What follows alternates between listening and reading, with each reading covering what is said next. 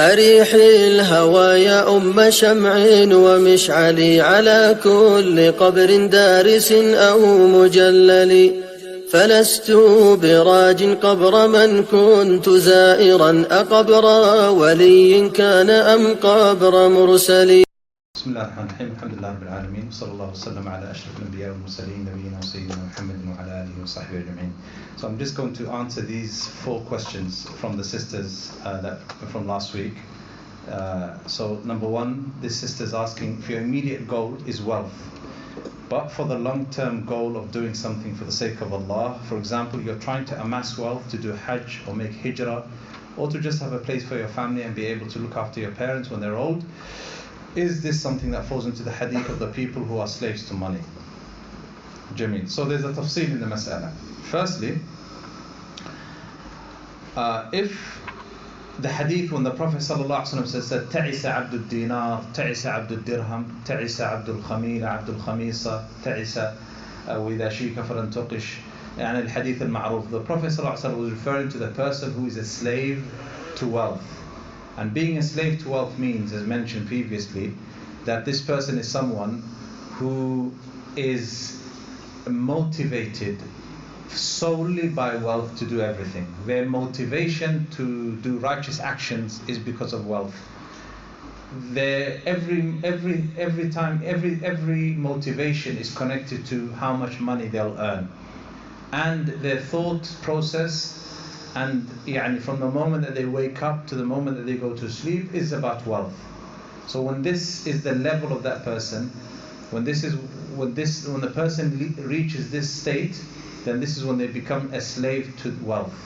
As for what the sister is talking about, then the sister here is referring to a person who makes wealth a means to an end. A means to an end.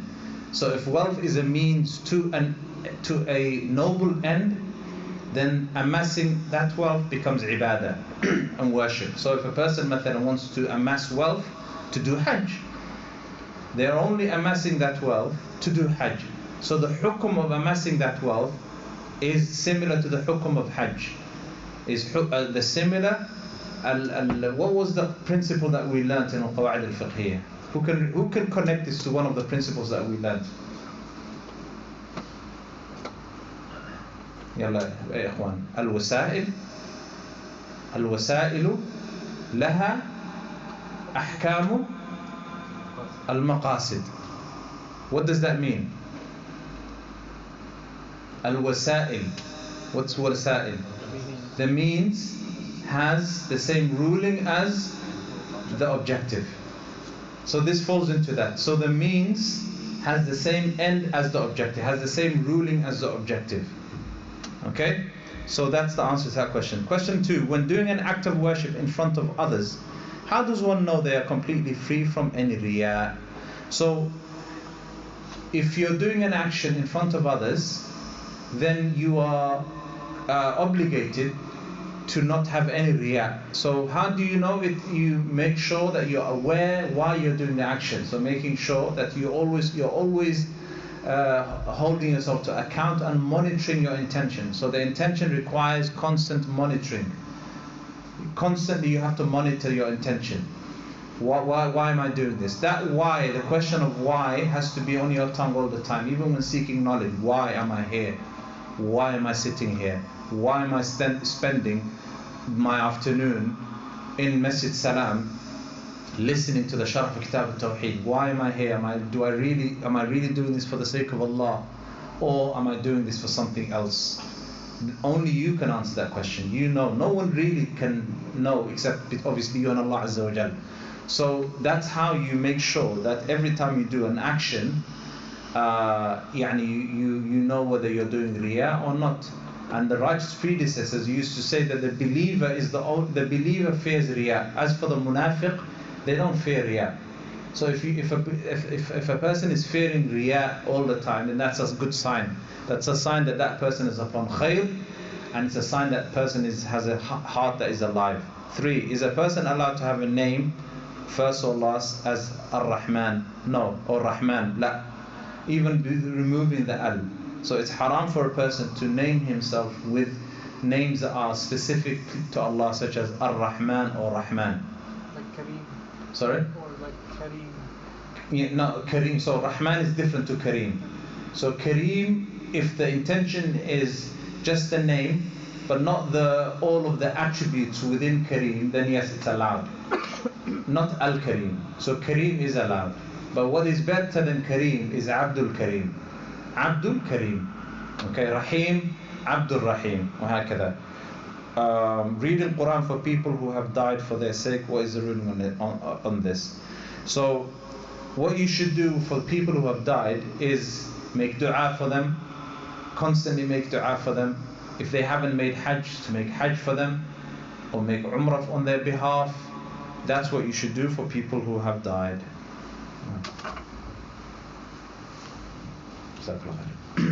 Now, chapter 53. باب قول اللهم اغفر لي إن شئت في الصحيح اللهم اغفر لي إن شئت. اللهم اغفر لي إن شئت في الصحيح عن أبي هريرة رضي الله عنه أن رسول الله صلى الله عليه وسلم قال لا يقولن أحدكم أحدكم اللهم اغفر لي إن شئت اللهم ارحمني إن شئت لا يعزم المسألة فإن الله لا مكره له ولمسلم وليعظم الرغبة فإن الله لا يتعاظمه شيء أعطاه. Now, so chapter 53, Bab, chapter, Qawl, Allahumma ghfir li in shit. Oh Allah, forgive me if you want to, if you wish.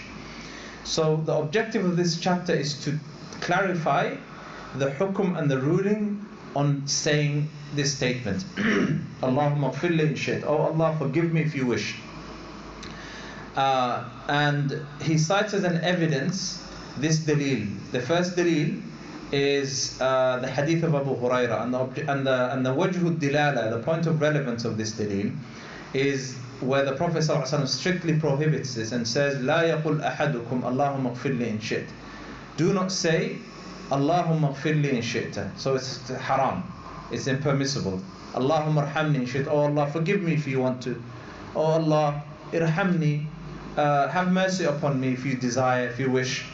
The reason for the fact that it's haram is for two reasons. The first reason is because saying this implies that Allah Azza wa Jal is deficient, and that Allah Azza wa Jal has a naqs and is deficient. This is the implication of saying this.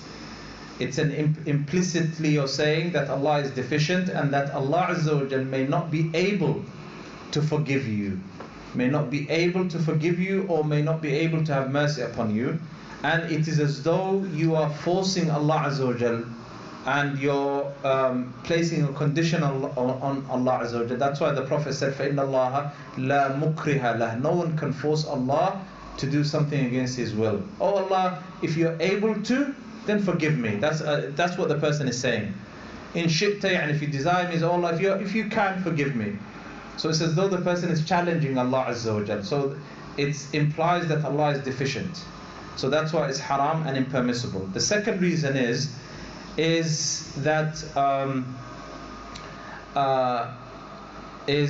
basically it implies that the servant is also deficient, and it's basically the servant. It implies that the servant has given up hope. Has given up hope. So when a servant says, "Oh Allah," it's as though the servant is saying, "Oh Allah, I've asked for your forgiveness many times, and I've asked for your mercy many times, and I'm about to give up. So if you want to forgive me." Okay? So that's why it's haram and impermissible from those two angles. From both those two angles. Okay? So that's why the Prophet said, لِيَعْزِمَ الْمَسْأَلَةِ. Yani you should appeal and you should be determined with conviction in your question, in your dua. So you have to have firm conviction in your dua. Allahumma ghfirli, full stop. Allahumma arhamni, full stop. Without adding in the mashi'a and saying, inshaAllah. Naam.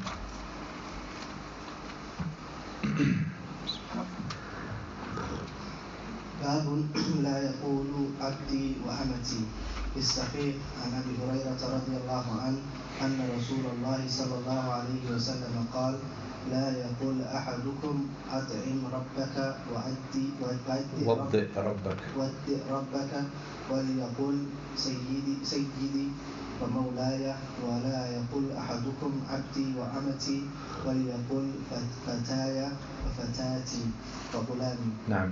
So chapter 54 لا يقول عبدي وأمتي.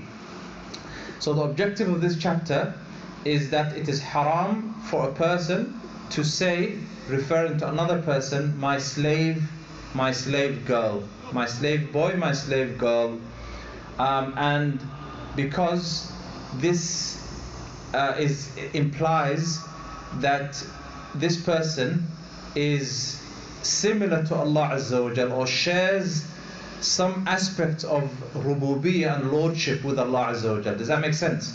So when in the olden days, obviously, Muslims and non-Muslims alike, they used to have slaves. So the Prophet is saying, when you have your slave, the slave which is milkul yameen, your right hand, what your right hand possesses is the slave girl. Okay, don't say to them, come here my slave girl, come here my slave boy, because it implies that it's as though you're sharing aspects of rububiyyah and lordship with Allah Azza wa Jal. So the Prophet ﷺ here is ta'addub ma'Allah. It is to have etiquette with Allah Azza wa Jal. Don't say this, the Prophet says, so it's haram. And say, and the servant also, and the slave shouldn't say, go and feed your Lord, Rabbak. So the slave shouldn't say to another slave, go and feed your Lord, go and make wudu for your Lord. But rather the slave should say, Sayyidi wa Mawlai, my Sayyid, my master, should refer to his owner as the master. And the master should say, Fataya, my young boy or young girl, come here. Okay, so that's basically that's how they should refer to them as. So Rabbatul Manzil and Rabbul Manzil is mudaf ilayh. There is an ascription, al manzil. Because of the word manzil, then that's fine. The Lord of this house. Because the house is mentioned, then it's okay. That person is the master of that house, so that's fine. No. So he cites an evidence, this hadith in Abu Hurairah, and the wajh dilala is very clear.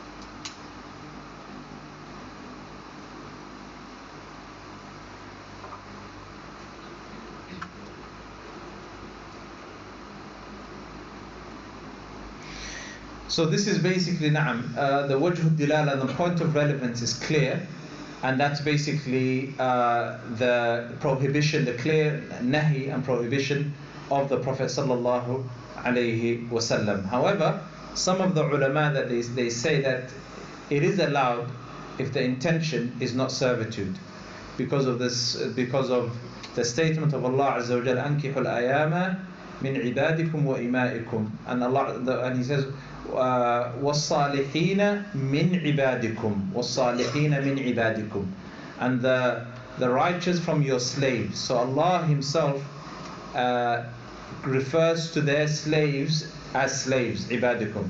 So some of the scholars, they say that here in this verse, the slaves that the Prophet Allah is referring to are raqiq, those the people that they own, but it is better to stay away from that type of wording. Now, chapter 55. باب لا يرد من سأل بالله. عن ابن عمر رضي الله عنهما قال قال رسول الله صلى الله عليه وسلم من استعاذ بالله فأعيذوه ومن سأل بالله فأعطوه ومن دعاكم فأجيبوه ومن صنع إليكم معروفا فكافئوه فإن لم تجدوا ما تكافئوه فادعوا له حتى تروا أنكم قد كافأتموه. رواه أبو داود والنسائي بإسناد صحيح. نعم. So this chapter 55, لا يرد من سأل بالله, that the one who asks by the name of Allah should not be rejected, should not be refused and rejected. So it's basically, if a person asks you for something by the name of Allah and say, by Allah, akhi, I want you to give me this and that, then it is impermissible for you to reject that person. You have to give them what they've asked for. And the objective of this tarjama is to clarify the hukum and the ruling on the person who basically rejects someone else after they have asked them by the name of Allah Azza wa Jal. And the reason for this, the reason why it's haram, is out of respect for Allah Azza wa Jal, because this person has asked you with the name of Allah. So the reason why you have to respond is because they've asked you by the name of Allah, and this is obviously this is connected to Tawheed. This is matter connected to Tawheed. So refusing them is a naqs and a deficiency in your Tawheed. Refusing them is a naqs and a deficiency in your Tawheed. Accepting their request, granting their request, is an indication of your elevation of Allah Azza wa Jal. How high, how much you hold in high regard of Allah Azza wa Jal. And he cites as an evidence the hadith, Man ista'adha billahi fa'idhuhu, whoever seeks refuge with you in the name of Allah, then give this person refuge, give this person aid. Someone comes to you and says, I ask you by the name of Allah, please help me, please help me.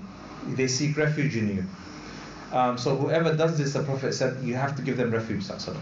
وَمَنْ سَأَلَ بِاللَّهِ فَأَعْطُوهُ, and whoever asks you by the name of Allah, give it to them.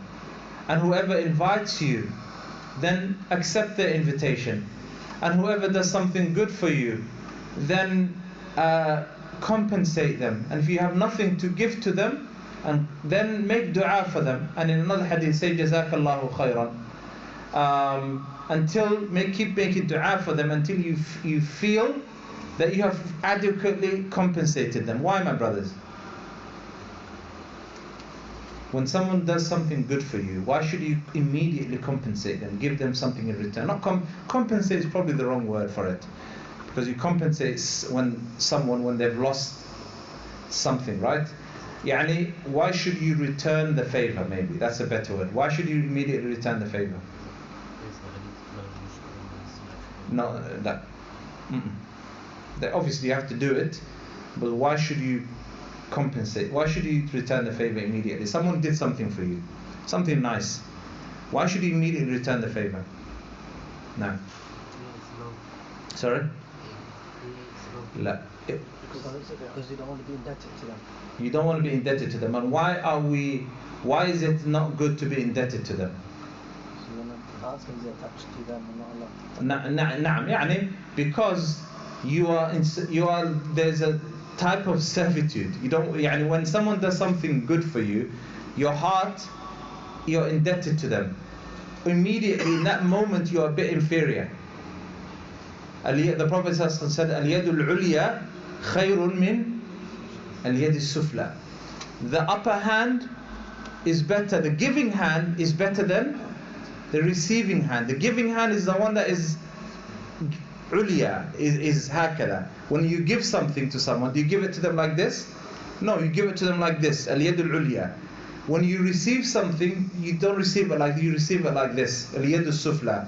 The receiving hand is like this, the palm is showing, and that's a weakness, right? So when someone gives something to you, then you are indebted to them, and then there is an attachment in your heart to them. To remove this attachment, you should return the favor immediately. And the Prophet said, if you don't have anything to give to them, then keep making dua for them until you feel that that you're no longer indebted to them. And that's again protecting Ish, my brothers, Tawheed. Even in the Ahadith, look at how Tawheed is protected. Like your attachment should only be to Rabbul Alameen, to Allah. This heart should be attached to Allah Azza wa Jal all the time, and not to any human being. Not to your wife, not to your husband, not to your mother, not to your father, not to your children. Should be only attached to Allah. That doesn't mean you hate them and you don't, but don't misunderstand my saying. It doesn't mean that you shouldn't be nice to them, you shouldn't be kind to them, you shouldn't love them. Obviously, there is love in your heart for each other. This should be there, but I'm talking about attachment. I'm talking about need, feeling that these people can do something for you that Allah cannot. That's attachment. Okay? So that's basically why. So he mentions one dalil, and this dalil, the objective of this dalil and the wajhud dilala is وَمَنْ سَأَلَ بِاللَّهِ فَأَعْطُوهُ. Whoever asks you by Allah, give it to them. Give it to them. And you give it to them. If someone asks you by Allah Azza wa Jalla, you have to give it to them if 5 conditions are met. Very important. If someone asks you by Allah, give me this, then you have to give it to them if 5 conditions are met. Condition number 1, that you know that this person is telling the truth or honest, or this is a person who's known for honesty. If that person is a liar and you don't trust them and he's a kadhab, then you don't have to give it to them. That's the first condition. Condition number 2, that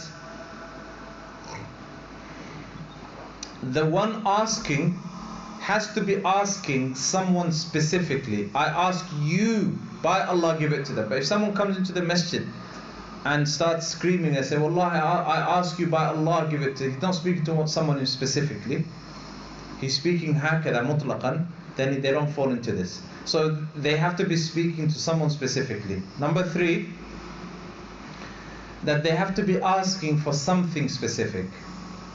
Something specific. If they say, I ask you by Allah, and they stop, they're not asking for anything then. Or they ask something general. I ask you by Allah that you grant me my favor. General, you don't know what that favor is. So in that situation, they don't deserve anything. So that's condition number 3. Condition number 4, that the person who's being asked is able to grant the request. Obviously, if someone comes to you and says, I ask you by Allah, give me £1 million. You don't have £1 million. You can't give it to them. Okay? And number 5, that the person being asked is not harmed by the request, is not harmed by the request.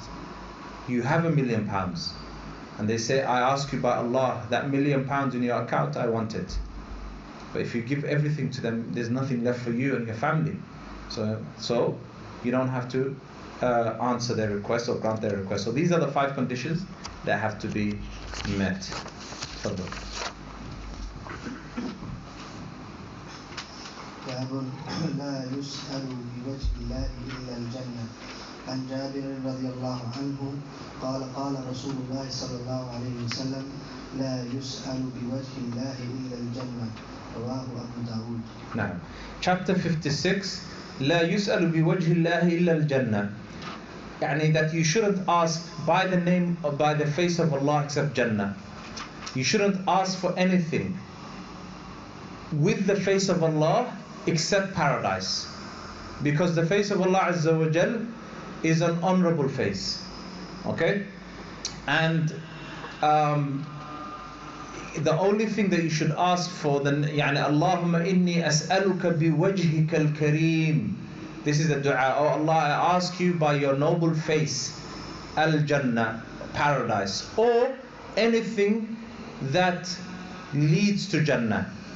So Allahumma inni as'aluka biwajhika al-kareem an tarda anni. Oh Allah, I ask you by your noble face that you are pleased with me. Allah being pleased with you will lead to what? Jannah, paradise.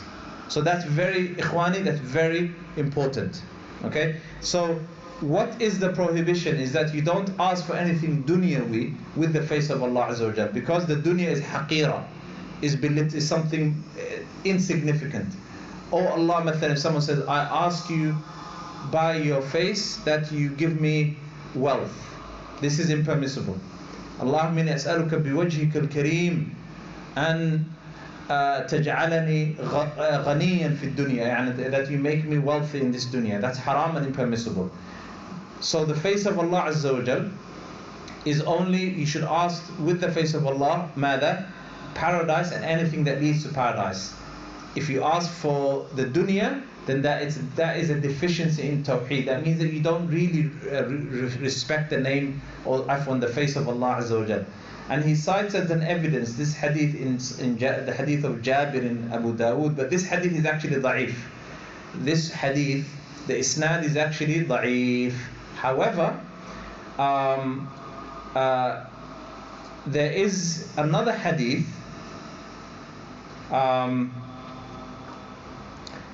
in the hadith of Abu Musa al-Ash'ari that is considered to be authentic.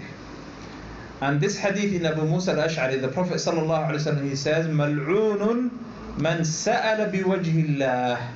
Mal'un, the Prophet says, he is cursed whoever asks with the face of Allah something worldly. Something worldly. This narration is in Al-Mu'jam Al-Kabir Lit-Tabarani, and the sanad, the isnad is Hasan. So this particular narration is in Al-Mu'jam Al-Kabir Lit-Tabarani, and the isnad is Hasan. So that means that there is an evidence for this particular mas'ala or issue. Naam. So that's the hukum with regards to this particular chapter. Naam. Chapter 57. باب ما جاء في اللو وقول الله تعالى يقولون لو كان لنا من الأمر شيء ما قتلنا هاهنا وقوله الذين قالوا لإخوانهم وقعدوا لو أطاعونا ما قتلوا. الآية في الصحيح عن أبي هريرة رضي الله عنه أن رسول الله صلى الله عليه وسلم قال احرص على ما ينفعك واستعن بالله ولا تعجز وإن أصابك شيء فلا تقل لو أني فعلت كان كذا وكذا ولكن قل قدر الله ما شاء فعل فإن لو تفتح عمل الشيطان. Naam. So bab ma ja'a fil law, chapter with regards to al-law. Al-law means if only, yani if only. So the objective of this tarjama is to clarify the hukum and the ruling of the statement law when it enters a sentence. So if only I did this, if only I didn't do this, what is the hukum and the ruling of this? And he cites as an evidence the statement of Allah Azza wa Jalla in Surah Al Imran. After the battle of Uhud, the munafiqun, they said, لو كان لنا من الأمر شيء ما قتلنا هاهنا. If it was up to us, we would not have been killed here. ما قتلنا هاهنا. يعني we wouldn't have lost lives here. So they're saying that they're basically, the munafiqun, يعني they're very negative, and at every opportunity they are discrediting the Prophet sallallahu alaihi wasallam, the Sahaba. They are criticizing the Messenger of Allah, the Sahaba. So they're basically saying that they caused the deaths of all of these people through their bad strategy and tactics in battle. So they're saying, لو كان لنا من الأمر, if it was up to us and we were the generals, ما قتلنا هاهنا, we would not have been killed here. We would not have lost lives here. So that's what they said.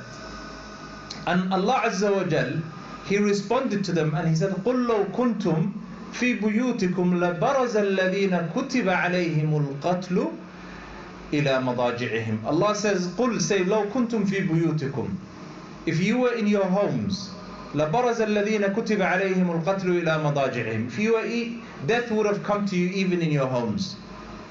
Those who weren't killed in the battle of Uhud, it was decreed that they would die, and even if at that moment they were in the comfort of their homes and the comfort of their beds, they would have died. So Allah is saying that even this law that you're saying has no basis. It was already decreed. Khalas. Doesn't matter. And Allah says also, the Munafiqun, they said, الَّذِينَ قَالُوا لِإِخْوَانِهِمْ وَقَعَدُوا لَوْ أَطَاعُونَا مَا قُتِلُوا.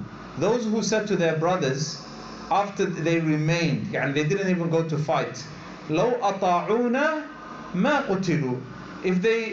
If these people who died in the battle, if they only listened to us, they would not have been killed. And Allah said, قُلْ فَادْرَؤُوا عَنْ أَنفُسِكُمُ الْمَوْتَ إِن كُنْتُمْ صَادِقِينَ. Allah Azza wa Jal said, فَادْرَؤُوا عَنْ أَنفُسِكُمُ الْمَوْتِ. يعني, go and protect yourself from death if you're honest. Are you able to protect yourself from death? Of course they're not. So this law Allah Azza wa Jal mentions, and even the mushrikun, they say the same thing. سَيَقُولُ الَّذِينَ أَشْرَكُوا إيش لَوْ شَاءَ اللَّهُ مَا أَشْرَكْنَا وَلَا آبَاؤُنَا وَلَا حَرَّمْنَا مِنْ شَيْءٍ كَذَلِكَ كَذَّبَ الَّذِينَ مِنْ قَبْلِهِمْ حَتَّى ذَاقُوا بَأْسَنَا. Allah Azza wa Jal said, the mushrikun, they say, لَوْ شَاءَ اللَّهُ مَا أَشْرَكْنَا. If it wasn't for Allah, we would not have committed shirk. If only. So they even in Jahannam, when they're in the fire, they're accusing Allah Azza wa Jal. They're using this word law. If it wasn't for Allah, we would not have committed shirk. Look at their kufr, their disbelief. Allah said, كَذَلِكَ كَذَّبَ الَّذِينَ مِنْ قَبْلِهِمْ. Those who were before them, they rejected and were liars also. So he cites as an evidence, 3 evidences. Number 1, يقولون لو كان لنا من الأمر شيء, and the wajh al-dilal is as mentioned previously. This is the qawl of the munafiqun. That's enough. If the munafiqun said it, that means it's something bad, right? It's not going to be good.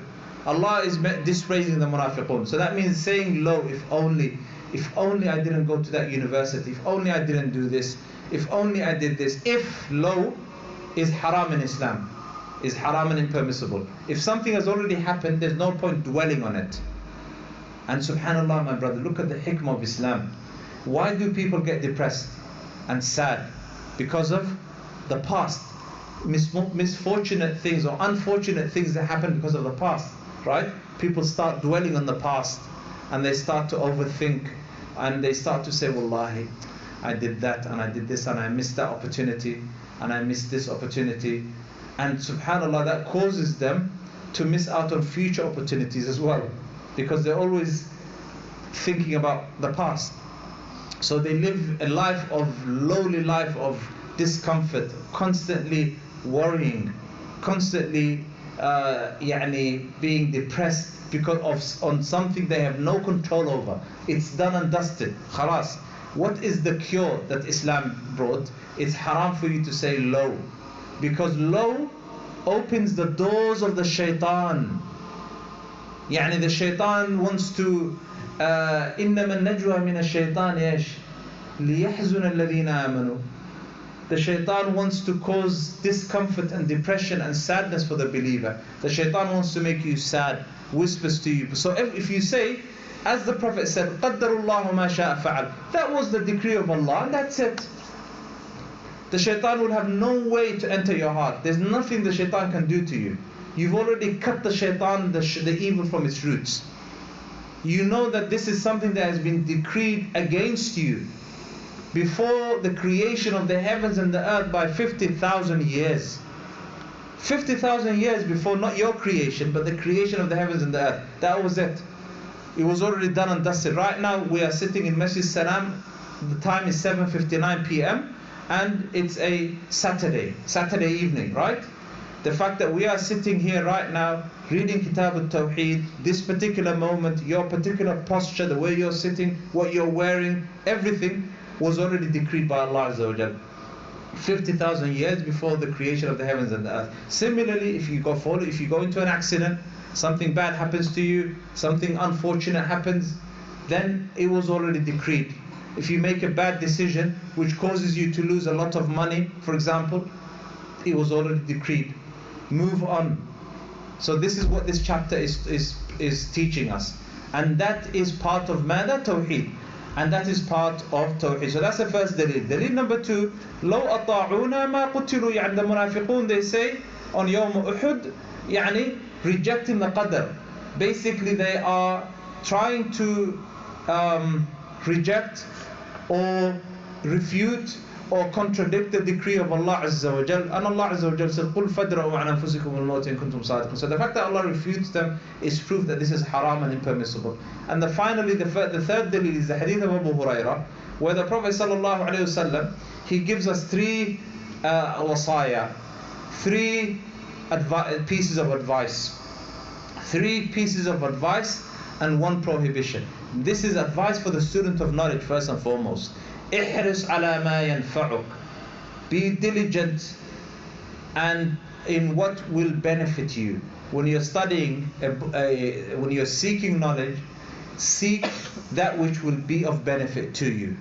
Seek the lessons that are of benefit to you. Read the books that are of benefit to you. Listen to the teachers that are of benefit to you. احرص على ما ينفعك. حرص, which means that you, the onus and the responsibility falls on your shoulders, not on the teacher. The teacher cannot make you come. You have, it's up to you whether you want to come, it's up to you whether you want to be absent. So احرص على ما ينفعك واستعن بالله. And when you, as a student of knowledge also, استعن بالله. Seek the help of Allah Azza wa Jal in your seeking of knowledge. Seek Allah's aid when you're worshipping Him. ولا تعجزن. Don't be lazy. Don't be someone who is incapable. And if after you've done all these 3 things, something unfortunate happens, you've tried your best, but you're only human, something unfortunate happens, don't say لو أني فعلت كذا لكان كذا وكذا. If only I did that, this would have happened. But say قدر الله وما شاء فعل. Say قدر الله. This was what Allah has decreed, and Allah does whatever He wants. فعال لما يريد. Allah is the one who does whatever He wants, because law opens the doors of the shaitan. So that this is the wajhu ad-dilala from this hadith. And inshallah, final chapter 58, we're going to stop after this chapter inshallah. Naam. باب النهي عن سب الغير. عن أبي هريرة عن أبي بن كعب رضي الله عنه قال رسول الله صلى الله عليه وسلم لا تسبوا الريح فإذا رأيتم ما تكرهون فقولوا اللهم إنا نسألك من خير هذه الريح وخير ما فيها وخير ما أمرت به ونعوذ بك من شر هذه الريح وشر ما فيها وشر ما أمرت به. صححه الترمذي. Yeah. So chapter النهي عن سب الريح, the prohibition of insulting the wind, insulting the wind, cursing the wind. And this is similar to which chapter? Ad-Dahr, Sabb al-Dahr, the chapter of insulting ad-Dahr, time, insulting or cursing time. So this chapter, my brothers and sisters, isn't just connected to the rih and the wind. This is insulting the weather, generally speaking. The rih is just one example, but insulting the weather. What do some people say when they speak badly about the weather? What are some statements in their tongues? It's too hot, it's raining, it's bad weather, the weather's bad, it's a terrible day. And also when it rains, what is in the custom of this land, they say when it rains, it is أعزكم and this is just to understand, it is as though the sama and the sky is أعزكم urinating, and they use another term for that, slang term, right? And that's a type of shirk. That's a type of shirk. So insulting the weather, who controls the weather? Who controls time? Allah Azza wa Jal. Who controls the weather? Allah Azza wa Jal. So by insulting the weather, cursing the weather, then you are insulting the Lord of the weather, the Lord, the one who created this weather. So saying, for example, today is a terrible day, today is a bad day, the weather's terrible, it's outside, and it's bad weather, it's gloomy, All of this falls into this category of a rih, and the wind is obviously part of the weather. So the objective of this chapter is to tell you that this is haram. It is haram to insult or curse the wind and also the weather, because the wind has no ikhtiyar. The wind is controlled by Allah Azza wa Jal. The wind doesn't blow except with the will of Allah Azza wa Jal. It doesn't blow in a specific direction except through the mashia of Allah Azza wa Jal. And he cites as an evidence this dalil, the hadith of Ubay ibn Ka'b, where the Prophet says, "La tasubbu rih." So it's clear prohibition. Do not curse the wind. If you see that which you dislike, then say Allahumma inna nas'aluka, and then this is what you should say. And this is specifically to the wind, my brothers, not to any other forms of weather, but to the wind. If it's a windy day, then this is what you should say. If it's very stormy, there's a tornado, it's very windy, then you should say Allahumma. This is the sunnah of the Prophet. Allahumma inna nas'aluka khayra hadhihi ar-rih. Oh Allah, we ask you of the good that this wind brings. Wa khayra ma fiha, and the good in this wind. Wa khayra ma umirat bihi, and the good in which it was commanded to. Wa na'udhu bika min sharri hadhihi ar-rih, and we seek refuge in its evil. Wa sharri ma fiha, and the evil in this wind. Wa sharri ma umirat bihi, and the evil that it may have been commanded to do. This hadith is sahih and it's in Tirmidhi. And basically, the three we mentioned in the chapter of Sabbud Dahar, insulting the Dahar, we mentioned there are three rulings depending on the situation when it comes to insulting and cursing time. These three rulings are also connected to matter, to the wind. So the first was to insult the wind by believing that the wind is independent of Allah Azza wa Jal, fa'il ma'allah, and that it moves with independently of Allah Azza wa Jal. It thinks on its own, and it's independent of Allah. This is major shirk. Number two, second situation is to believe that the wind is a sabab and a means, something that sabab, it's a means and a cause to affect the decree of Allah Azza wa Jal. So this person believes that Allah Azza wa Jal is the ultimate controller of the wind, but the wind is a cause for something to happen. So when the wind blows, mathalan, it is because it is a reason and a cause for something. For example, the birth of a person, or the death of a person, or that someone is angry, mathalan, and the wind blew because of this reason, but Allah is the one who caused it to blow. This is minor shirk. Finally, number three, that the person doesn't believe in the first two. So the person doesn't believe in the first two, they just insult the weather, but they don't believe in the fact that the wind is independent, or it's a reason and a cause for something. This is just haram and impermissible, similar to what we mentioned with regards to ad-dahr. And that's inshallah ta'ala the end of today's lesson. Tomorrow is the final lesson of Kitab al-Tawheed. How many chapters do we have left? 9 chapters. So tomorrow we will complete bi'idhnillahi ta'ala 9 chapters, and then after we complete the 9 chapters, bi'idhnillahi ta'ala, you will get your ijazat for Kitab al-Tawheed. And with regards to Usul al-Sunnah, I mentioned by mistake that we will study Usul al-Sunnah on the 9th and the 10th of July. And because subhanallah, we are not using the Hijri months, this is a mistake that can happen. But if we were using the Hijri months, then we would know that the 9th and the 10th of July coincides with Eid, coincides with the 10th of Dhul Hijjah and the 11th of Dhul Hijjah. Unless you all want to come here on Eid. Inshallah, that would be the day. So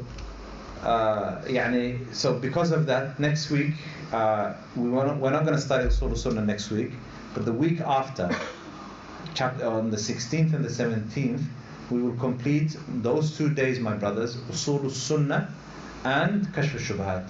So Usul al-Sunnah we will complete in terms of sharh, explanation. And as for Kashf al-Shubhat, we will read it qira'atan, so you get the ijazah as well. Okay? So you will get Usul al-Sunnah and Kashf al-Shubhat, 2 for the price of astaghfirullah, 1, yani inshallah. So we will do Usul al-Sunnah and Kashf al-Shubhat on the 16th, the 17th of July. Okay, Usul al-Sunnah is extremely important, my brothers. Wallahi, yani that book covers the Aqidah of Ahl Sunnah wal Jama'ah from A to Z. Everything you wanted to know about Aqidah Ahl Sunnah wal Jama'ah, and we're going to be going quite fast because we only have 2 days. We only have from Asr until Maghrib. How many hours is that? 6 to 9, 3 hours on Saturday. And on Sunday we'll have 3 hours as well. So that's 6 hours to complete Usul al-Sunnah. And as for the reading Kashf al-Shubhat, it's not going to take long. Okay? So Usul al-Sunnah is very important because we're going to cover the whole of Aqidah al-Sunnah wal-Jama'ah, from the ruling, what is bid'ah, what is sunnah, what is the ruling on, Imam Ahmed mentions debates, khusumat. He's going to mention there are 30 principles mentioned in Usul al-Sunnah, 30 principles. We're going to cover all 30 principles. Al-Qadr, the decree of Allah Azza wa Jal, issues pertaining to Qadr, the pillars of Al-Qadr. We're going to cover the Sahaba, the ruling on making takfir of the Sahaba, insulting the Sahaba. Who are the Sahaba? The Imamah, the Jama'ah, Al-Iman, Masail Al-Iman. We're going to cover some issues on Al-Iman. So you're going to touch upon everything, subhanAllah, of most things, from everything with regards to Al-Aqidah Al-Sunnah Al-Jama'ah. Did the Prophet see Allah Azza wa Jal, sallallahu alayhi wa sallam? The ruling, the seeing of Allah, Al-Hawd, Al-Mizan, Al-Sirat, the Dajjal, Al-Iman bil-Yawm al-Akhir, Al-Iman bi-Adhab al-Qabr, Fitnat al-Qabr. All of these are things that we're going to cover, inshallah ta'ala. It's a very amazing book, and your connection to the Aqidah of Ahl Sunnah wal Jama'ah will be strengthened. Your bond with the Aqidah of Ahl Sunnah wal Jama'ah will be strengthened through that book. So I encourage all of you to attend, inshallah ta'ala, 2 days of intensive learning. Inshallah ta'ala, requires sabr. Ilm requires patience, my brothers. Wallahi, it's easy to go to a lecture, to listen to a 30-minute lecture, an hour lecture. Anyone can do that. But when it comes, if you want to be different, if you want to be a talib ilm, not a pretender, but an actual student of knowledge, then you have to have that sabr and jalad. The scholars, they call it jalad. Al-jalad means resilience, discipline, sitting down for hours and hours, writing, having that passion for ilm, for knowledge, wanting to learn about your religion. Because at the end of the day, you're learning about your religion. Your Jannah gets easier for you. من سلك طريقا يلتمس فيه علما سهل الله له طريقا إلى الجنة. Whoever treads a path to knowledge, Allah Azza wa Jal makes the path of Jannah easy for that person, just treading that path. وإن العلماء ورثة الأنبياء وإن الأنبياء لم يورثوا درهما ولا دينارا وإنما ورثوا العلم فمن أخذه أخذ بحظ وافر. The Prophet says that the scholars are the inheritors of the prophets. The prophets didn't leave behind wealth, money, dirham and dinar. They left behind ilm, knowledge. Whoever takes this knowledge will take a great portion of khair. This is the inheritance of the Prophet Muhammad sallallahu alaihi wasallam. Abu Hurairah radiallahu ta'ala anhu, once he was in the masjid teaching. He left the masjid and he went to the market and he said to the people, "Oh people, the inheritance of your Prophet is being divided in the masjid right now. Go and get your share." They all left their market. They all left the kakin and their shops, and they went straight to the Prophet sallallahu alaihi wasallam. And then they came back to him and they said, "We didn't find anything." And he said, "What did you find?" They said, "We saw some hilaq ilm. We saw some people learning here. Others were reading the Quran. There were some lessons going on. That's all we saw."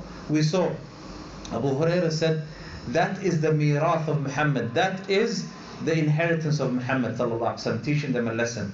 This is the inheritance of the Prophet sallallahu alaihi wasallam, of our noble Prophet. This is what he left behind. This is the treasure that he left behind for us.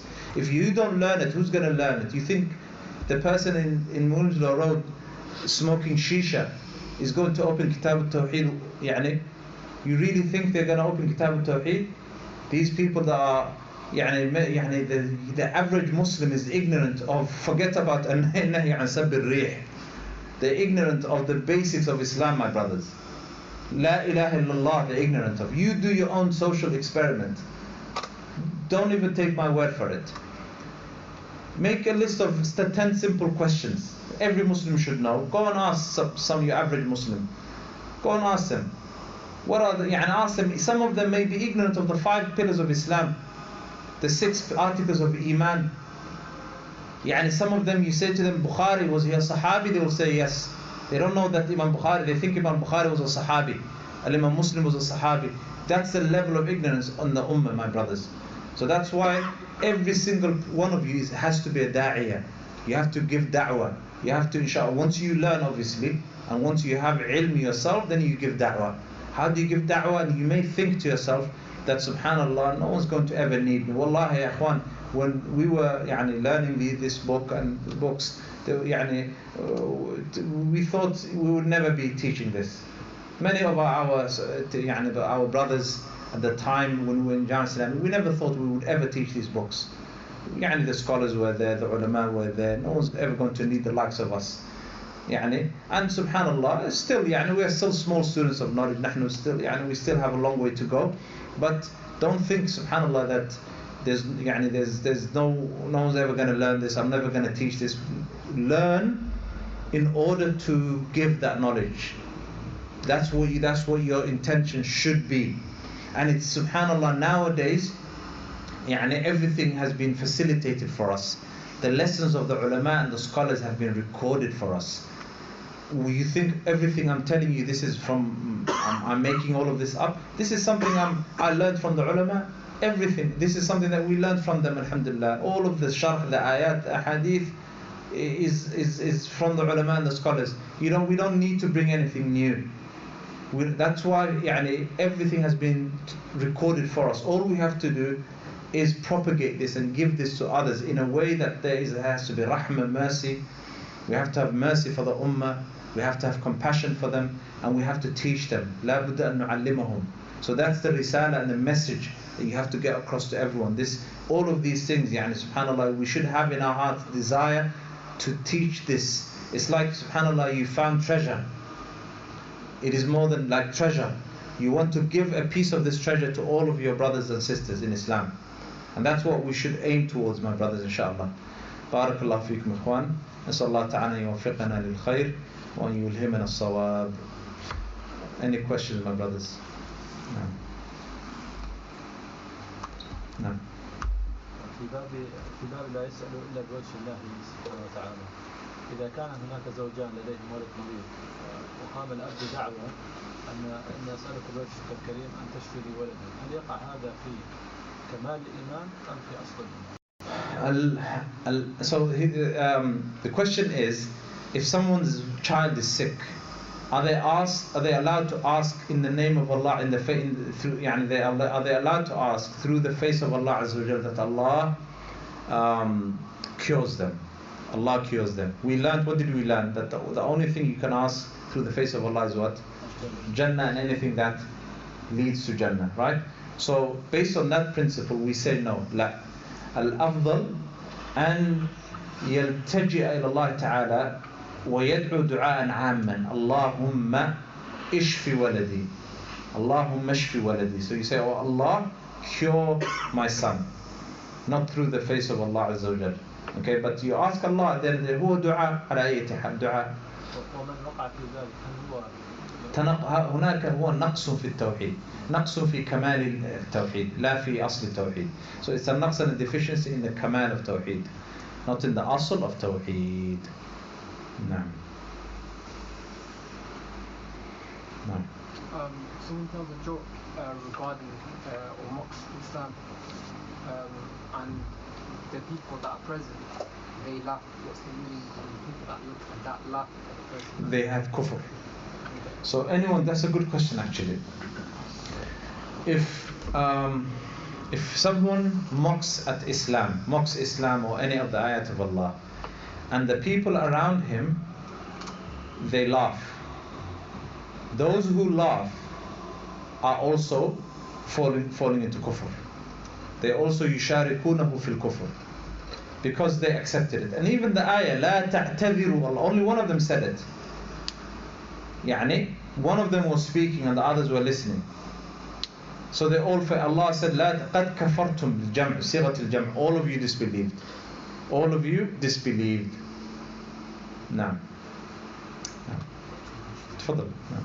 In relation to the hadith you just mentioned about when you seek knowledge, the angels over their wings and efficiency in dua, does that also include when you're by yourself at home doing muraja'ah, or does it mean actually going out to a mission? Nah. So the question is, with regards to the hadith where the Prophet ﷺ says that the angels lower their wings for the student of knowledge, is this also regarding to the student of knowledge who's at home revising and reading and seeking knowledge? The answer is yes. لا شك في ذلك, no doubt about it.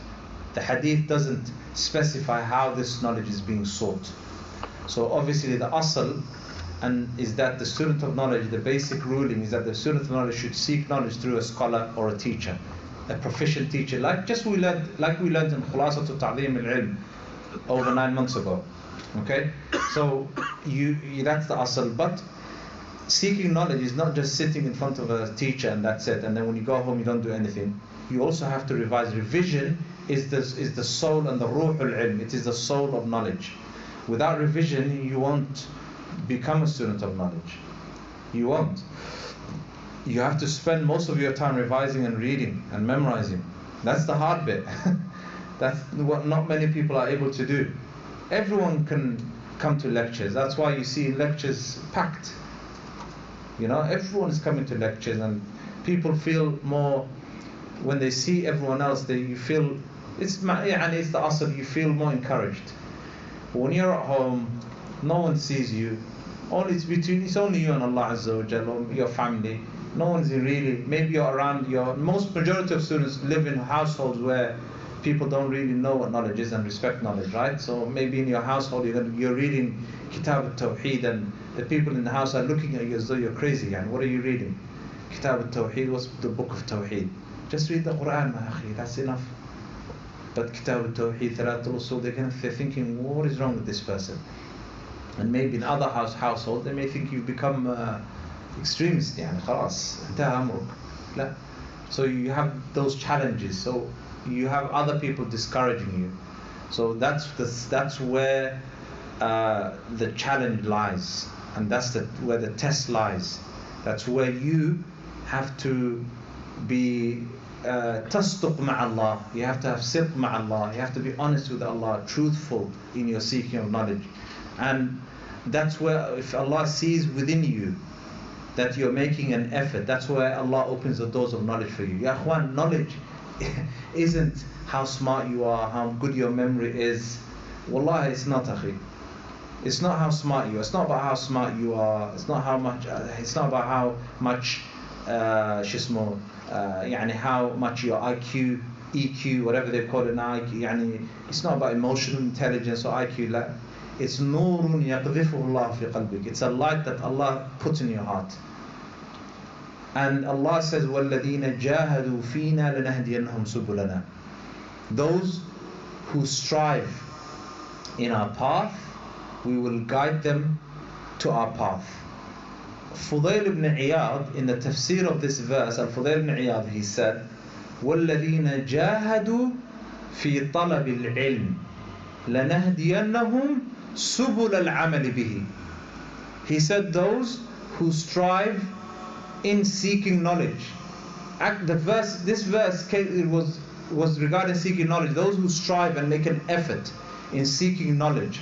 Allah said, we will open the path of acting in accordance with that knowledge, which means that the path to knowledge is open for them. Do you understand, my brother?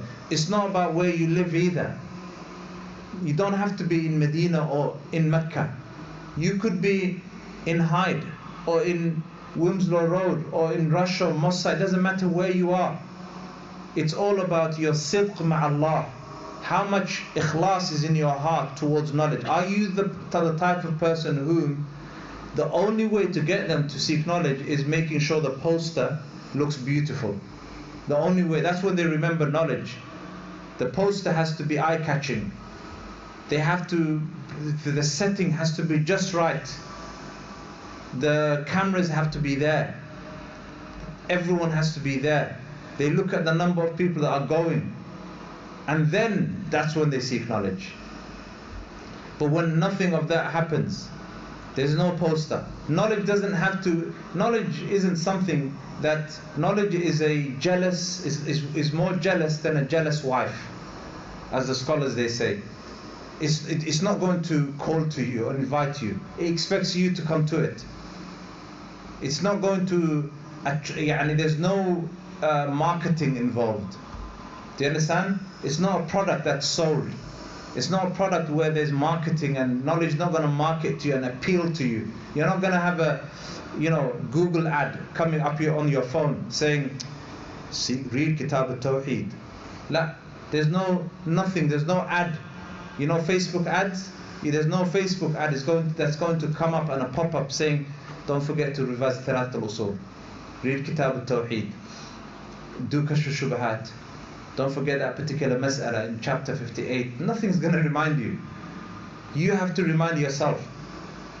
Do you understand, my brothers? Some brothers, Allah yahdihim, and some sisters, they seek knowledge according to their own terms. Wallahi, I can't make it that day, I can't make it that time. La, my brothers. And inshallah, when the cameras are off, I will tell you some, inshallah ta'ala, incidents that happened in Medina, that will encourage you, inshallah ta'ala, to seek knowledge. But I don't like to talk about this when there's cameras, etc. But inshallah, when it's between us, we will talk about this more, inshallah. But knowledge, my brothers, is something that requires sabr and patience. Sabr and patience. Without sabr and patience, you can't achieve anything. إِنَّمَا يُوَفَّى الصَّابِرُونَ أَجْرَهُمْ بِغَيْرِ حِسَابٍ. Imam Ahmed says that sabr is mentioned in the Quran more than 90 times. And the reward of the sabirun is not even mentioned in the Quran. Allah says that the sabirun, those who are patient, Allah will reward them with a hisab and a reward that only He knows. بِغَيْرِ حِسَابٍ. Allah didn't even mention their reward. It requires sabr, patience, discipline, resilience, qira'ah, hifth, to remove yourself from distractions. It requires you to choose your companions wisely, the people that are around you wisely. It requires you to be bakhil with your time, to be stingy with your time. It requires you to have a vision, to think of the long term. Every single week, if you're going to nonsense lectures that are tadhi' waqt, if you're going to motivational speakers and that's all you're listening to, or storytellers or qassasin, you will become a motivational speaker only and a qassas. You're not going to become a murabbi, someone who's a teacher who gives tarbiyah and who nurtures people through in a systematic way. If your seeking of knowledge is chaotic, your teaching will also be chaotic. You have to have a structure and a system in place when you're seeking knowledge. Without a system, you're only going to be someone who is hatib layl, someone who's basically just with their eyes closed trying to reach a destination. Imagine now you put a blindfold on and I told you go to Cheetham Hill. You're going to get there? La. We're in south of Manchester, right? Cheetham Hill, you have to go, it's north Manchester. Instead of going north, you're going to go east or west. You'll find yourself in the Arndale Centre. Do you understand? But you're walking, right? You're moving. So you think you're getting somewhere. So you have a blindfold and you're moving hakada. You think you're getting somewhere because you're moving, but in reality you're not. That's the student of knowledge that has no structure.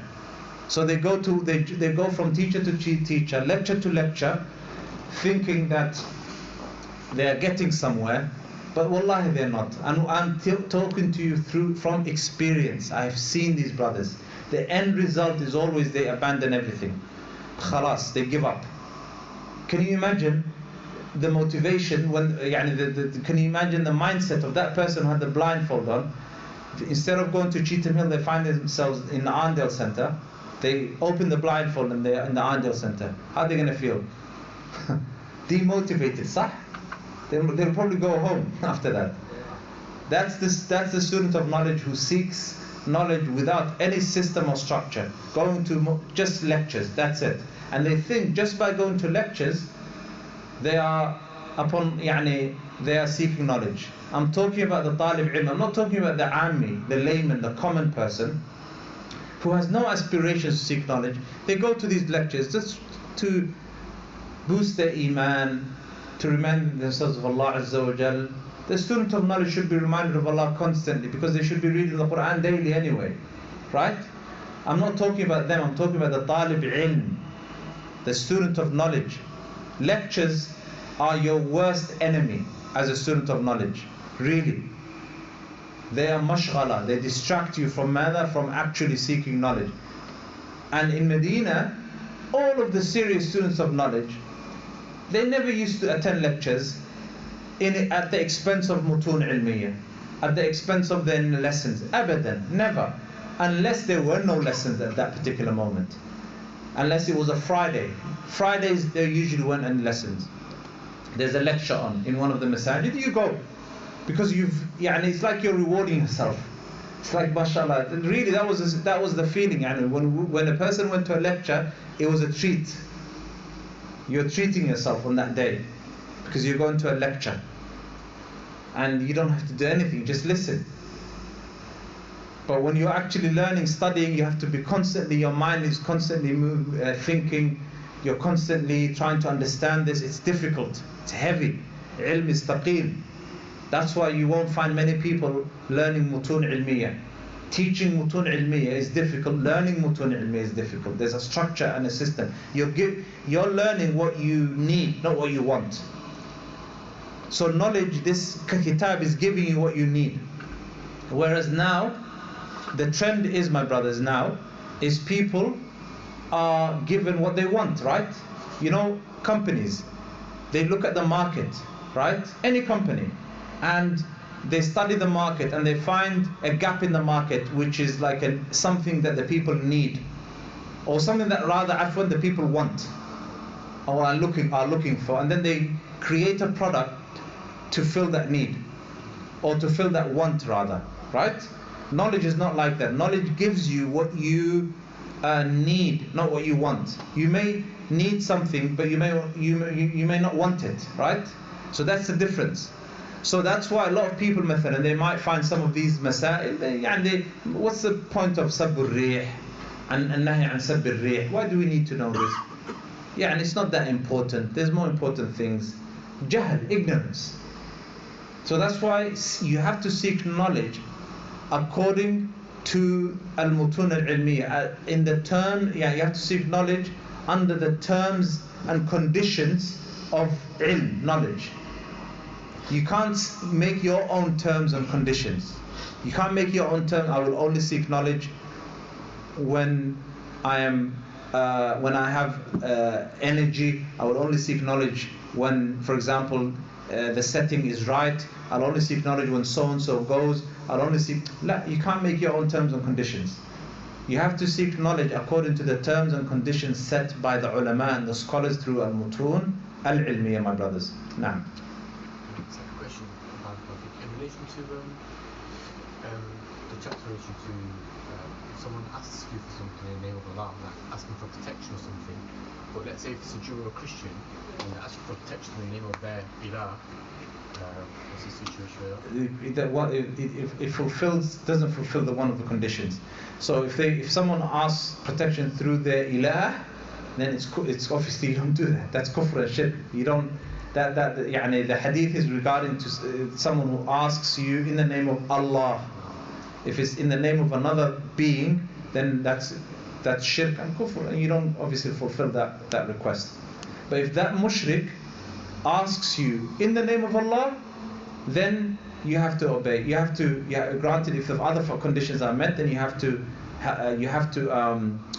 grant their request, because Allah Azza wa Jalla says, وَإِنْ أَحَدٌ مِّنَ الْمُشْرِكِينَ اسْتَجَارَكَ فَأَجِرْهُ حَتَّى يَسْمَعَ كَلَامَ اللَّهِ ثُمَّ أَبْلِغْهُ مَأْمَنَهُ. When a mushrik istajaraka, seeks your aid, فَأَجِرْهُ, give them aid, so that they may hear the name of Allah, or so that they may hear the words of Allah Azza wa Jalla. Naam.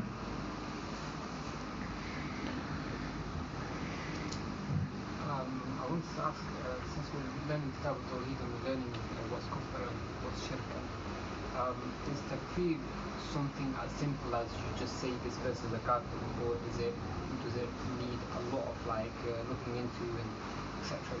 Nah. So takfir is a subject that you will own. I think someone sent me an email. صح نعم. I was gonna نعم. So takfir is we learn takfir after we have learned Kitab al-Iman, my brothers. Yani before we learn takfir, there is a prerequisite to learning takfir, which is the book of Iman, or Masail al-Iman, okay, and al-Ahkam. Once you learn Masail al-Iman wal-Ahkam, then you get to learn takfir. But if we learn about takfir before having a foundation on al-Iman, then it will be difficult for us to grasp the concepts. That's the answer to your email, inshallah. As for your question, then just to quickly go over takfir. Takfir comes from the root verb kaffara yukaffiru takfiran. Kaffara yukaffir, and al-kufru, the word kufr linguistically means at-taghtiya, to cover something. To cover something. Kufr is to cover in linguistically. So the kafir covers iman through their disbelief. That's what kufr means. And kaffara bitashdid al-fa means to remove someone from the fold of al-Islam. To remove someone from the fold of al-Islam. And that someone is someone who ascribes themselves to Islam. So this takfir doesn't fall into the person who's a Christian, who doesn't even say they're Muslim. Al-Kafir al-Asli, we call them. So that person is a kafir anyway. They themselves consider themselves as disbelieving in Islam. So takfir is to remove someone from the fold of Islam, and it is a hukum shar'i. It is a hukum shar'i, means it is a legislation. Just like salah, zakah, hajj, siyam, takfir has conditions. And this takfir, there has to be certain conditions placed upon a person, or certain conditions have to be met before a person is classed as a disbeliever. A person who's a Muslim is classed as a disbeliever. These are very strict conditions. These conditions include iqamatul hujjah. Iqamatul hujjah wa fahmud dalil. To establish the proof upon this person and to make sure that they understand the dalil. And that they don't have a ta'wil sa'iq, that they don't have an interpretation of the dalil. So mathalan, they have to be obviously someone who's of sound mind, someone who's a mukallaf, yani baligh, someone who's of adult, aqil, they are of sound mind, they're not considered to be insane, majnoon, or for example, they're not considered to be someone who's unaware at that time, or the words that are coming out of their mouth, or the fi'l that they're doing, they're unaware, or their state in that time, in that moment, is a state of awareness. They're aware of what they're doing and their actions. So if those conditions are also iqamatul hujjah, you have to establish the proof against them. You have to teach them the proof. They have to understand the evidence. There cannot be any ta'wil. If all of these conditions are met, and this person, what they're fallen into is actual kufr and disbelief, not something khilafiyah, it has to be something that the scholars have unanimously agreed upon, it's kufr. Then in that instance, then that's when takfir is made upon that particular person. And the people making that takfir are the ulama and the scholars and people of knowledge. People who are able to establish the proof against them. People who are able to remove the shubuhat and the misconceptions with regards to whatever kufr that they disbelieve in. And the qa'idah, the general principle is, as Shaykh Islam Taymiyyah said, من ثبت إسلامه بيقين لا يخرج يعني إلا بيقين. Whoever's Islam is based on certainty, then their Islam cannot be removed from them except with another certainty. Remember, al-yaqeen la yazulu bil-shak, what we learned? That qa'idah falls into this. Al-yaqeen la yazulu bil-shak. Certainty cannot be removed with doubt. So if that person, there's a doubt, maybe there's a ta'weel, maybe this person has misunderstood. If there's that doubt, a grain of doubt, then we can't remove them from the fold of Islam. Okay? But we also have to be careful we don't fall into the trap of the murji'ah. The murji'ah, no one is a kafir in their eyes.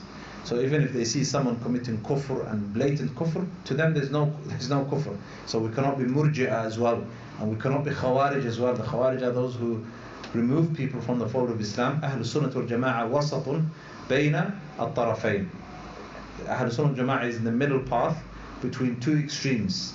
The extreme of the khawarij and or the negligence of the murji'ah. So that's very important. These are things that we must pay attention to. And there's, subhanAllah, the bab on the chapter of takfir is, there's a difference between the person's actions and the person himself. So while this is happening, while iqamatul hujjah is happening, while all of this is happening, there is no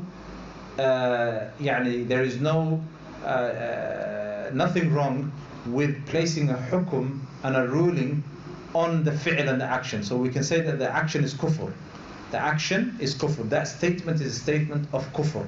Until such a time as it becomes clear with regards to the hukum and the ruling of that person. ولكن نحن لا نتسرع في الحكم على الأشخاص. We shouldn't be hasty in placing judgment upon a person. The Prophet ﷺ said, if a person says to his brother, Ya kafir or kafir, and the person places a hukum on a Muslim and says, oh kafir, then فَقَدْ بَاءَ بِهَا أَحَدُهُمَا, the Prophet ﷺ, one of them that word is going to come back to one of them. One of them is going to be an actual kafir. So it's very important that we don't judge people quickly. We don't place a judgment on people too quickly. When I say don't judge people, nowadays we have some of the awam have become murji'ah, and they start to quote what's his name, the rap artist. We will not insult the Masjid of Allah Azza wa Jal by mentioning his name, but you all know who I'm talking about. But that person who says only God can judge me, مثلا, some Muslims have misunderstood this, and subhanallah, they will do every sin under the sun and say don't judge me. Subhanallah, they will do everything under the sun and say انتبه لا تحكم علي, don't judge me. يا أخي, but you are committing zina, you are تشرب الخمر, تترك الصلاة, تفعل وتفعل كل هذه الأشياء, and you're saying don't judge me. You want كيف هذا؟ هل يعقل هذا؟ لا أبدا. We judge people according to what we see. According to what we see. But to place a hukum and we say that tarku salah is kafir, but to place a ruling on a person, then that means that we have to nuqim al-hujjah ala hadha shakhs. Because we won't be rewarded by Allah Azza wa Jal if that person is an actual kafir. If a person is an actual kafir and we've got it right, there's no reward. But if we've got it wrong, what happens? It's sinful. We've fallen into a kabira and a major sin. So is it worth it? So of course sometimes it is worth it to warn the people against the evil of that person, sah. But we have to tread carefully. There is no dalil in the Quran and the Sunnah where it says that a person will be rewarded or their status in Jannah will be elevated if another person goes into Jahannam. Do you understand? There is nothing. We have to, but we are rewarded if we become the reason and a cause for a person to enter Jannah. So that's the difference, my brother. So we have to ننتبه لهذا. نعم واضح؟ Yeah. No. The sisters, do they have any questions? If the brothers have questions, تفضلوا, you can ask inshallah while I read this. نعم تفضل. So it's someone that says I don't know regarding the names or attributes of Allah, is this a type of rejection? If someone says I don't know regarding the names and attributes of Allah, So what does the hands mean? I don't know. What does it, sorry, not what does the hands mean? What does what does one of the names of Allah mean? But they don't. So if they're asking to seek knowledge, then there's nothing wrong with that question. If they want to know what Ar-Rahman means, then la bas, we teach them. So if you ask them and they say I don't know. If you ask them, then you teach them. Okay. Nah. They still they say I don't know. Okay, so you're talking about the Mufawwida. You're talking about Ahlul Tafweed. And Ahlul Tafweed are people who say that we don't know the meanings of behind the names of Allah Azza wa Jal. We weren't informed. We don't know. So the Salaf called them Mufawwida. Shaykh al-Islam al-Taymiyyah, he says that they are the worst and the most evil of sects. Ahlul Tajheel they're called. They are the most evil of sects. They are those who say only Allah knows these. Nufawwidul amra ilallah. So we don't know what these names are, what the meanings are. And some of them even accuse the Salaf, the righteous predecessors, of falling into what's known as tafweed. Tafweed means to return the knowledge of this to only Allah Azza wa Jal. So they come across as righteous, but they're not righteous, they're evil. So their intention is to remove the meanings from the names, and their madhab is, at the end of the day, goes back to the madhab of the Mu'tazila. So they say, mathalan, Ar-Rahman, we don't know the meaning of Rahman. Ar-Rahim, we don't know the meaning of Rahim. Al-Alim, we don't know the meaning of Al-Alim. We don't know the meaning of this. And the Akhirul Amr is that they're trying to say that they have no meanings. So the Salaf, when they said regarding the names and the attributes of Allah, أَمِرُّوهَا كَمَا جَاءَتْ بِلَا كَيْفٍ.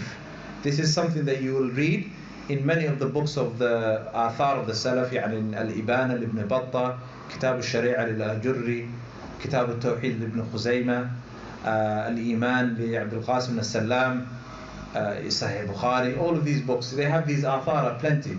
أَمِرُّوهَا كَمَا جَاءَتْ. The Salaf, they say that these meanings, we should leave them as they are without the how, bila kayf. So they said that Mufawwida, they misunderstood this, and they said that what the Al-Awza'i and the Salaf mean is they have no meanings. Bila kayf, without how meanings, bila ma'na. That's what it means. But la abadan. What the Salaf mean with bila kayf, ay bila kayfin ya'qiluhu al-bashar. Without a kayf, without a how that the people are aware of. But it has a kayfiyah. So we have two things.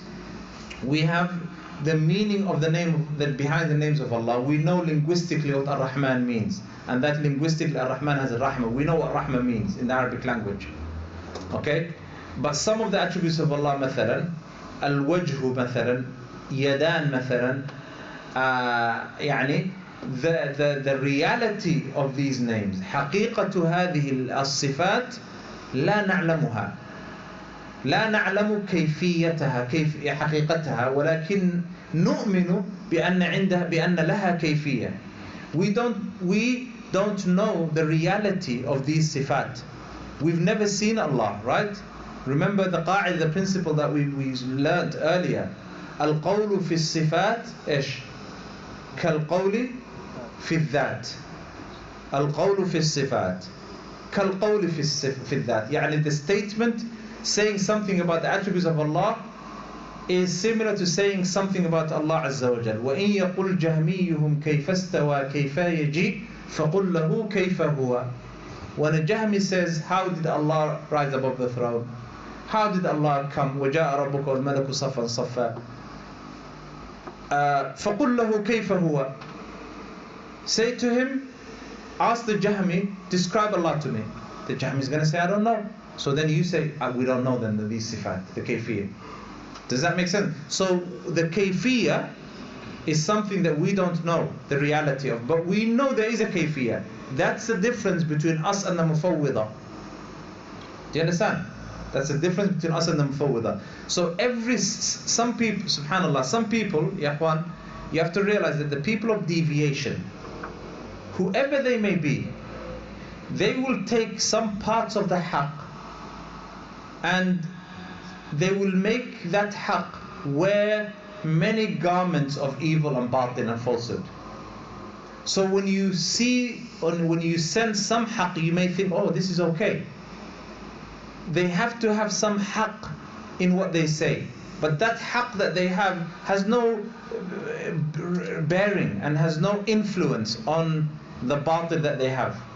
They won't come to you with 100% batil. They'll come to you with 80% batil, 20% haqq, 90% batil, 10% haqq, 95% batil, 5% haqq. They'll show you the 5% haqq and say this is haqq, and then there's the other 95% batil. That's Ahlul Bid'ah. That's for you, my brothers. So that's why when you seek knowledge, أنت تميز الحق من الباطل. العلم فرقان بين الحق والباطل. Ilm, knowledge, grants you the ability to distinguish between right and wrong, between haqq and batil, between all of the shubhat. That's what ilm and knowledge gives you. Does that answer your question? Does that make sense? No. Even if the person rejects or says, I don't know about one or two of the attributes of Allah, is that included? Is that person included in that? It depends on why they say they don't know. It depends. We have to understand why. If they're saying they have no meanings, then yes, it's included in Mufawwidah. If after they've been taught the meanings, they say it has no meanings, they deny it has no meanings, then they fall into the Mufawwidah. But if at first glance they come across as genuine and they want to learn, then they don't fall. They're just someone who's seeking knowledge and someone who should be taught. So we have to distinguish between the two. So this sister is asking, a sister who was recently buried, a flock of birds flew in a circle around her grave for like 2 hours, and people saw it as a sign that she was a good person. Does this fall into minor shirk? Naam. It does. How do we know why those flock of birds were? These are things that we don't. هذا من علم الغيب. Inshallah ta'ala, she was a good person. We use what Imam al-Tahawi mentioned in his Aqidah. نرجو للمحسن ونخاف على المسيء. The muhsin, the person who did righteous things, the person who was a musalli, abid, muzakki, mutasaddiq, قارئ لكتاب الله, دائما في الصف الأول, دائما يصلي, دائما يساعد الناس. That person, when they die, we have high hopes for that person. Okay? As for the musi, al-musi, التارك للصلاة, العاق لوالديه, العاصي الذي يرتكب الكبائر, نخاف عليه. The person who is basically committing major sins, abandoning the salah, we fear for that person. So, those flock of birds, it could be, wallahu a'lam, we don't know. We don't know what the reality of that situation is. But for someone to say, mathalan, those flock of birds that are circling around her grave, firstly, this is something. If this was, for example, something that was manqul means something that was heard through social media or whatever, then I wouldn't trust anything that comes from social media, anything whatsoever. Okay, whether if this was on TikTok or something, or Twitter or Facebook, I wouldn't trust it, because there's people lie. 99.9% of people are kadhabeen, are liars, especially people on social media. People who live on social media, that's what they do. Sorry. نعم يكذبون. So لذلك we don't. If it comes from there, then Allahu A'lam. We don't believe in it. But if it's نعم. Can you see it as futn and not believe that it's 100% true? Is that it might be true? But the tafa'ul huwa fil kalimati at-tayyiba. The Prophet said that al-fa'l is al-kalimatu at-tayyiba, is a good word. Okay, so that's not an evidence or a proof. Allahu A'lam, we say. And as for being minor shirk, then it could fall into minor shirk, because there's no sabab, yani we don't know why those birds were flying around, so we shouldn't connect our aqeedah and our faith to it. We should make dua for that person, and that's it. Number two, some beggars ask in the name of Allah, but instead of a direct question, they make dua, and what they're asking for is implied. With the implication of what they're asking for fulfill one of the requirements of asking? No. So if someone is, it depends on those beggars. So if someone who is begging, and there's another actual narration where it's prohibited for a person to ask in the name of Allah without any haja or need, not to make this something that runs over their tongue, yani something like they make it into a ada. So all the 5 conditions have to be met. So if those 5 conditions are met with regards to the beggar, and you think they're being honest, but if they're asking everyone, oh, by Allah give me this, by Allah give me that, then one of those conditions may not be met. But in order to fulfill this obligation, just give them something. Give them something. And usually beggars don't ask for something specific. So if they say, by Allah, as'aluka billah mathalan, and they don't ask for something specific, then one of those conditions is met. If they ask for something specific, give me £5, give me whatever, then it's better just to give it to them. Inshallah, if it's not going to be cause you any financial ruin or harm. Next question, does the saying, I should have done this, or advising someone by saying you should have done this or that, does this fall into the same ruling as saying if only? Na'am. If you say I should have done this after something bad has happened, then la shakka fi dhalika, it falls into law. That is the definition of law. هذا هو law. Or when you advise someone by saying you should have done that, then that is the definition of law. فإن law تفتح عمل الشيطان. So if إذا خرج اللو مخرج الندم فهي منهي عنه. So if someone, for example, if you say low and it's because of regret, the reason you're saying is regret, then it's prohibited.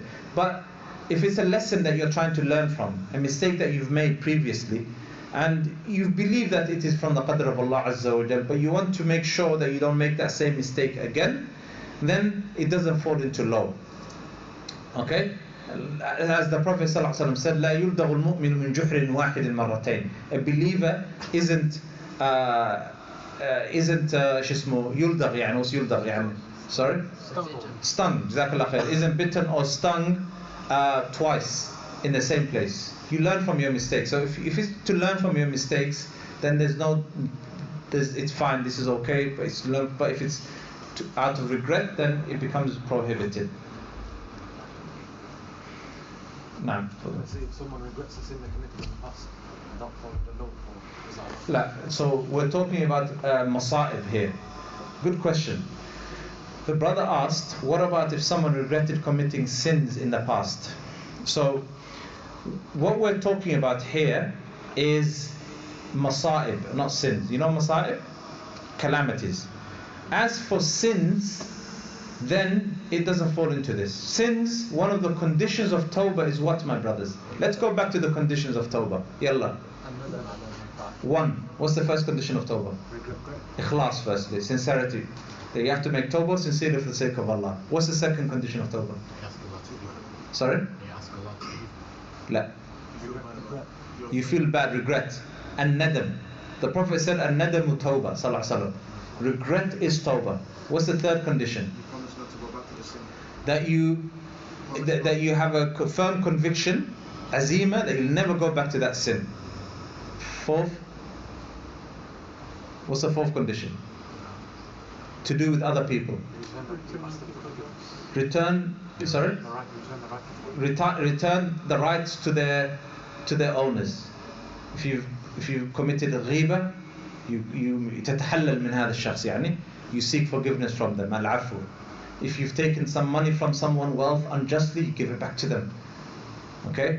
These are the 4 conditions of tawbah that need to be met, and regret is one of those conditions.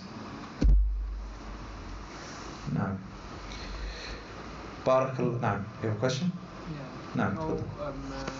The hadith of obeying the ruler in context of the chapter of obeying the ruler in disobedience and making halal what's haram and what's making salam. How do we understand that hadith? Which one? Making نعم باب من طاع العلماء والأمراء. نعم. What about it? How do we understand that hadith? How do we understand the hadith of the Prophet sallallahu alaihi wasallam when he said obey the ruler, and even if his head's the size of a razor or his heart? نعم. Because the Prophet sallallahu alaihi wasallam said obey the ruler on this condition that they that they don't ask you to disobey Allah. That's the condition, the shart.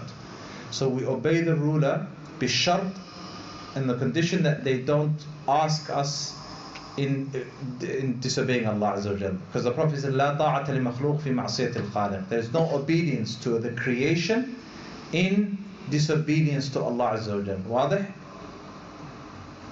No. Would this be a khas and aam situation where It would be. It would be a mutlaq and a muqayyid situation. So that would be مطلق يا أيها الذين آمنوا أطيعوا الله وأطيعوا الرسول مطلقا وأولي الأمر منكم. قيد هذا بقوله صلى الله عليه وسلم لا طاعة لمخلوق في معصية الخالق. Inshallah, when we learn الورقات, we will learn the difference between مطلق مقيد خاص عام إن شاء الله. Have you come across anything called Salatul Tawbah? نعم, there's a hadith in Tirmidhi that's فيه مقال, يعني there's some scholars have deemed it to be inauthentic and ضعيف, that salat, so it's considered ضعيف يعني. نعم. At the back someone had a question there. نعم. You know how it says we shouldn't curse the wind or time, like what's the general theme here? Like generally what shouldn't be cursed? نعم. So the question is regarding cursing the wind. What's the general theme? What shouldn't be cursed? So what shouldn't be cursed is those elements that are in nature that Allah Azza wa Jal, obviously everything Allah controls, that those elements that are part of the creation of Allah Azza wa Jal, we shouldn't curse them. Because cursing them is like cursing Allah Azza wa Jal. لا تسبوا الدهر يؤذين ابن آدم يسب الدهر وأنا الدهر أقلب الليل والنهار. Allah Azza wa Jal says. So مثلا cursing trees مثلا falls into that. Nature يعني things that Allah Azza wa Jal created. Cursing or مثلا belittling a person's physical appearance would fall into that as well. So if يعني saying this person is ugly, this person is that, this person has a big nose, and this, all of this يعني, this would fall into that. And that would obviously fall into وَيْلٌ لِكُلِّ هُمَزَةٍ لُمَزَةٍ. It's haram anyway, you're insulting a person, but it would fall into that as well. Now. Would it be permissible to insult the khinzir, to curse the khinzir? Generally speaking, a Muslim shouldn't be a fahish la'an. The Prophet Aisha, she said, ما كان النبي صلى الله عليه وسلم فاحشا ولا متفحشا ولا لعانا ولا سخابا في الأسواق. The Prophet صلى الله عليه وسلم wasn't fahish, wasn't someone who was foul-mouthed, someone who cursed, someone who was la'an. He wasn't like that. We know that that this animal is a animal that's considered najis and impure.